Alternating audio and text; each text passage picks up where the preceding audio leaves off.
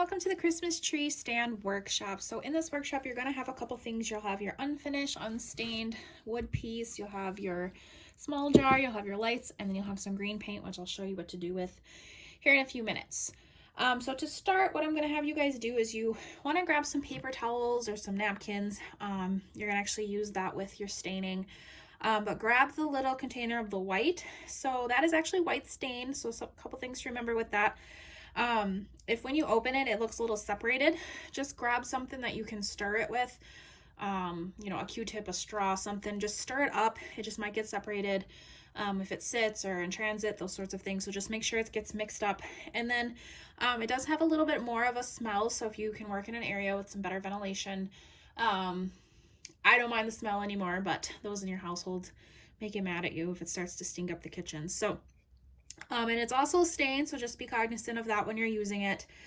This is a different sort of stain than an oil-based stain. This is a little bit cleaner, a little bit less messy, just easier to work with. So if you've used stain before, this is a little bit different. So what you're going to do is you're just going to paint it on there like you would any other paint.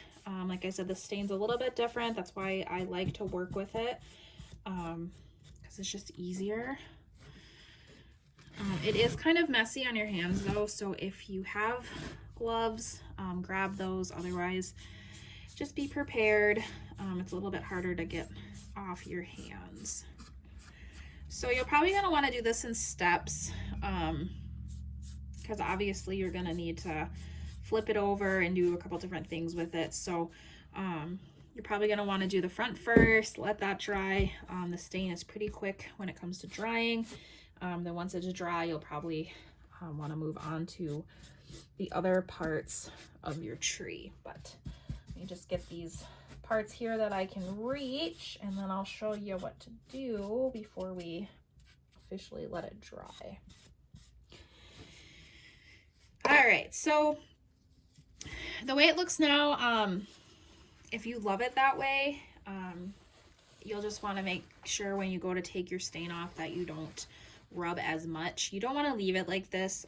Unfortunately, I've kind of played with it and seen like, hey, if I like the color it is without wiping it off, then it just gets tacky when there's just too much left on. So you'll give it a couple minutes. What it's doing is your piece has been sanded, so the wood is porous and it's going to allow the stain to soak in. It's just soaking into the wood. Wood stain, it just depends on your wood type, what you're using, what the end result is going to look like. Each different piece of wood is going to look different, even the same type of wood. So if you're using pine, from wood to wood, it just depends on that specific piece of wood, because obviously we know wood is organic, it's not all made the same. So just kind of keep that in mind. If you have extra stain left over, so say you do that first coat and you look at it and you're like, well, I want to do another one, feel free to go over it and do a second. You can do that. Just make sure they're dry in between. So when you're ready to wipe off, you just simply are going to go over it and you're going to wipe with your paper towel. And try to do this without shaking the camera too much. And what you're doing is you're just kind of wiping away that excess stain that is left on your tree.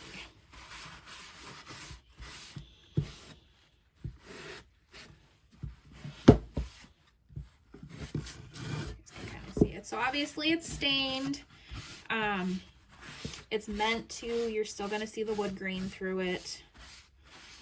It's not paint, so it's not meant to completely cover it up, but you guys obviously see right there. See, that's what we just did versus not done.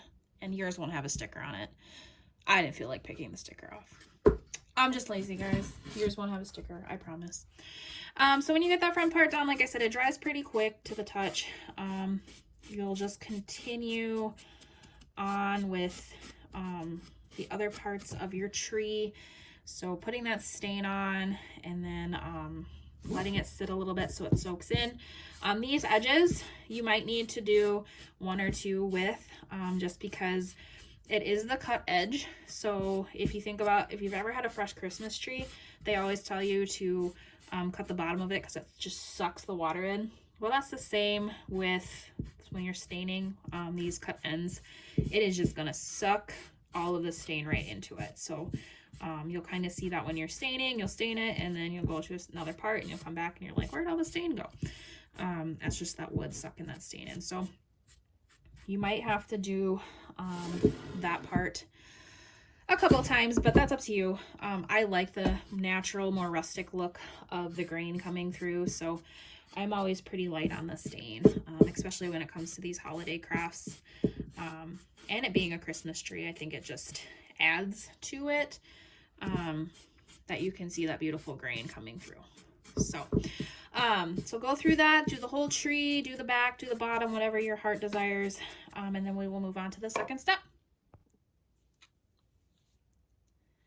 All right, so the next step is going to be completely optional. I will throw this out there.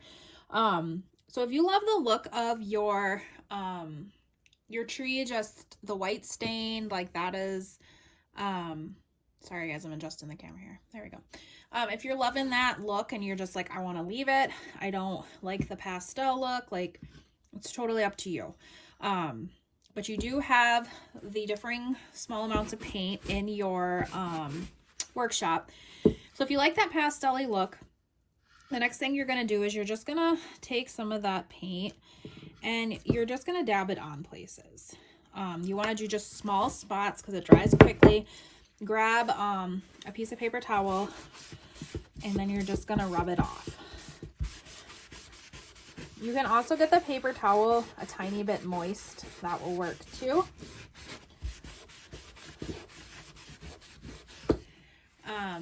And then you can just kind of play with it. Again, it gives it that pastel look. I really, really love it. You may not, and that's fine. If you don't like it that way, then just leave it. If you just want to use your green paint and you want to keep it front white and you just want to paint the sides solid, go ahead and do that. It's totally up to you how you want to do this, guys. I like to give you guys options because I know we're all creative in different ways. We say creativity differently. So if you want to do the pastel, just go to town with it. If you got blue lights, there'll be a little bit of blue in your workshop just to kind of use too. So you can use some of the blue paint and splotch it onto just so that your lights will match. If you got red, same thing. So have fun with it. And then make sure when you get done with everything, you're kind of happy with where you're at with your paint, that you just make sure you go ahead and let it dry before you start handling it or put it anywhere. We don't want you to have green little hands if you've got little kiddos in the house that they're going to get their paws on it. So that is always the key. Once you get down to your painting projects, just make sure that everything is dry. All right, now that everything's dry, we can go ahead and just do the last finishing touches of your tree. So I'm just gonna go ahead and use some Gorilla Glue I have to put the star on. If you've got hot glue too, this will also work, whatever you've got available. A little bit up there.